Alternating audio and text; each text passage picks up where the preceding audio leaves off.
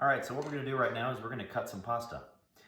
This is gonna be a traditional rolled pasta, and I'm actually gonna make fettuccine right now. The first probably half of this process though is the same for just about any kind of rolled pasta. You could make lasagna sheets, you could make ravioli sheets, you know, put filling, cut it. This is kind of what the station I would recommend looks like. You've got your stand-up mixer, and that's just because the pasta wheels that I use connect to a KitchenAid. You've got a rolling pin, cutting board.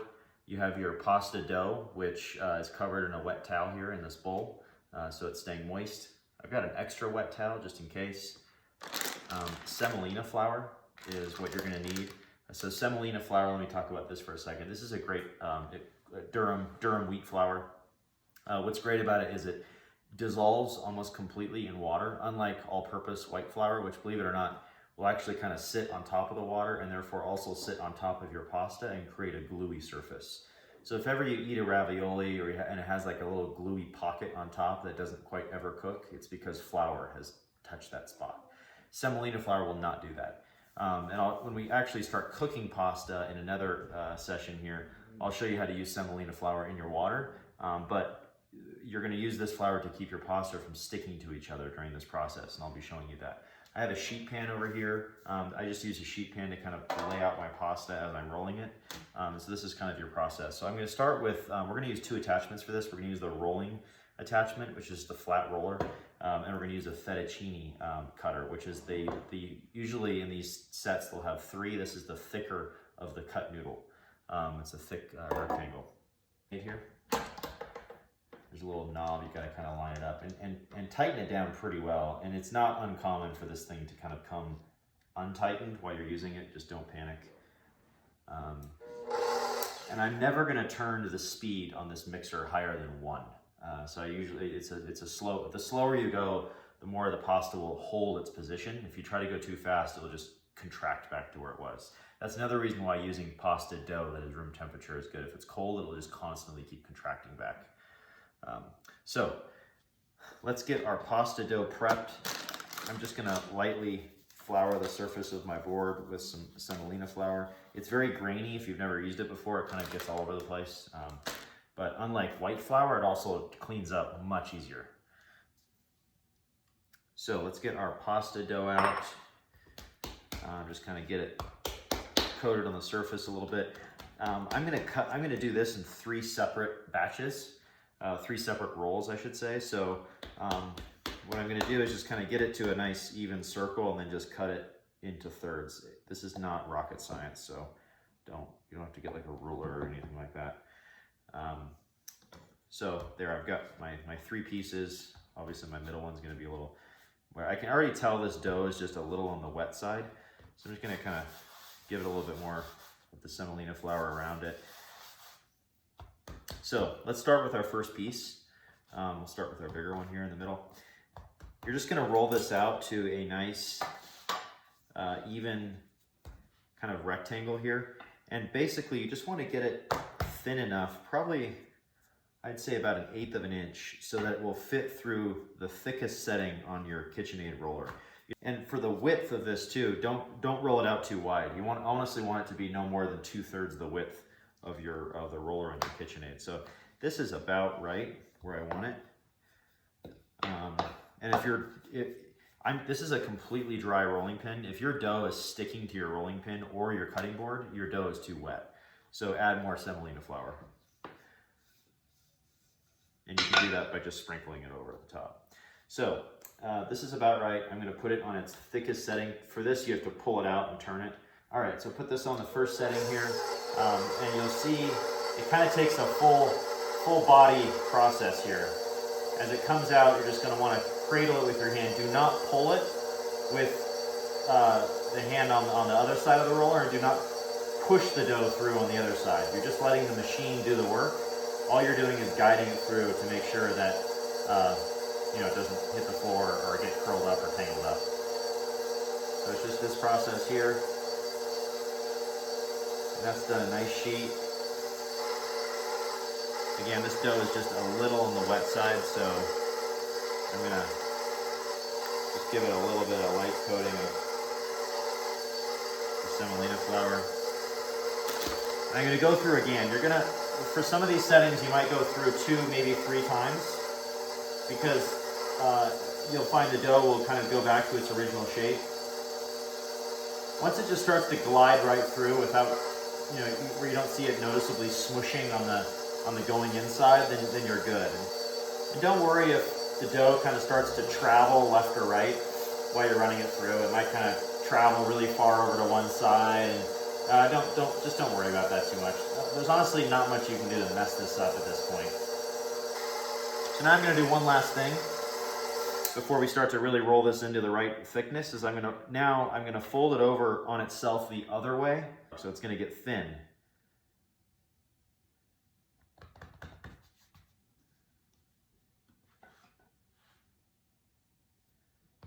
It doesn't have to be perfect, and I'm going to cut this in half. It's too long, which is normal at this stage. So now what I end up with is I have 2 pieces like this. And now I'm ready to go. Now I'm going to start rolling this out. I'm going to put it one more time through level 1. Right now this is about half the width of the roller, which is perfect, because as we get thinner and thinner, it's going to end up filling about 2/3 of this roller. So don't start with something that's so wide that it's already filling your roller at level 1. Okay, now we have a nice, consistent. Now you can keep the machine running. I'm going to put this down on level 2, which is just one level thinner, and run it through. Again, this dough is not sticking to my hands. It's not sticking to the roller pin, so it's got the right amount of moisture. If you're having any of those things, add more flour. Now I have it on level 3. I'm going to go through level 3 a couple times. I forgot to do one critical thing. I told you that your dough drying out is your biggest risk, and I've just left this dough sitting here that I'm not using, which is not good practice. So I have my moist towel. What I'm going to do is I'm just going to take this dough, just get a little semolina flour on the surface of my counter here. Put the dough I'm not using, including the piece that I've rolled that I'm not using yet, and I'll just kind of take this towel and just lay it over the top just like that, just so it just keeps itself moist. If your dough dries out, it's like dry skin. It'll start to crack around the sides while you're rolling it. And if you're making raviolis, it'll literally make it impossible to make your raviolis, just so you know. So you really want to keep it moist if you're doing raviolis. So this is coming through pretty easily on level 3. What I kind of do with this situation is sometimes just throw the other end over my arm like that, and I'll just turn this down. So I'm going to go to level 4. You can now see my fingers through the dough just slightly. We're going to go one level thinner, which on this mixer is a level 5. You want it to be kind of like it's almost like a sliced prosciutto kind of consistency. It should have a little transparency to it.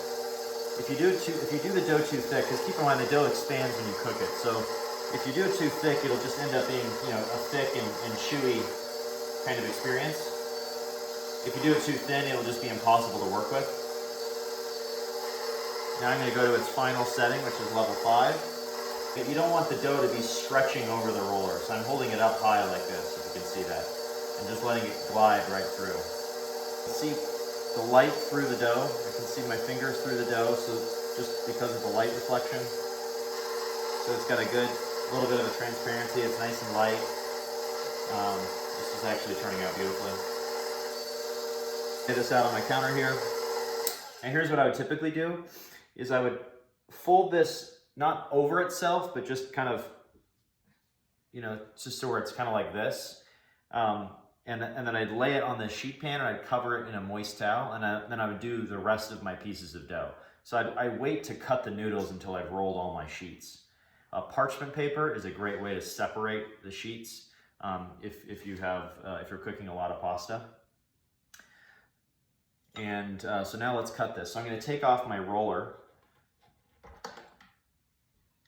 And what we're doing now is we're cutting fettuccine pasta. So I'm going to take my fettuccine attachment, which is the medium width noodle. I'm going to put it on here. And this is kind of the fun part. Now you really get to see the pasta being made. So just so you can see this better, I have my sheet pan here off to my right. And what I'm going to do is I'm going to coat it pretty heavily with semolina flour. Don't be shy here. I'm going to get a nice coating all over the bottom of the pan. going to just kind of, you know, get it all over there. So this will pretty much mean that the dough will absolutely not stick to this. And now I'm going to cut noodles. So same setting, the lowest setting on the mixer. And now what comes out the other end is cut noodles. So same process with your hands. You're just going to have to be a little more diligent about grabbing them as they come through. Pieces are going to drop. That's fine. Don't worry about it. You can see I'm just kind of holding it with this hand while the noodles come through. I'm getting some shorter pieces coming through just because the width of the dough is changing. That's not a big deal.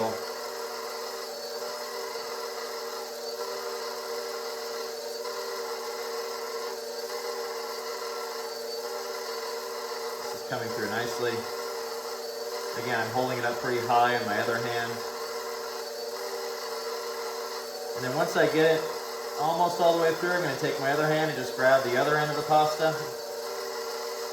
And now you can see I've got noodles here. So I'm going to take them and I'm going to put them on my pan here. I'm just going to kind of lay them down in a little bit of a figure eight kind of a thing. I'll show this to you. So I just kind of have it laid out on my sheet there. And now what I'm going to do is, it's okay if it's going to be on top of each other a little bit. I'm going to take my semolina flour again, and I'm going to put a nice thick coating all over the top of that. And as I keep cutting pasta, I'm actually just going to kind of put these noodles just on top of each other and just do a thick coating of the flour every time I do another layer of pasta. It'll start to feel like these noodles are sticking together. Don't get worried about that. And when we cook them, it's really gonna feel that way. They will separate. If you're doing, cooking for like 6 to 8 people and you have a lot of this, you might wanna start separating with parchment paper. But once you're at this point and you have all your pasta cut, if you're gonna be cooking it within the next few hours, I would just take your wet towel and I would just lay it on top of this and keep it in your countertop until you cook it. If you're going to be going a little longer than that, or you're worried, or you don't have the counter space, you can just cover it in plastic wrap. Actually, keep the wet towel and then put plastic wrap over the wet towel and put it in the fridge. And it can sit in the fridge for even a couple of days, like that. So this is it. You've got your pasta cut, and you are ready to cook delicious pasta. Thank you.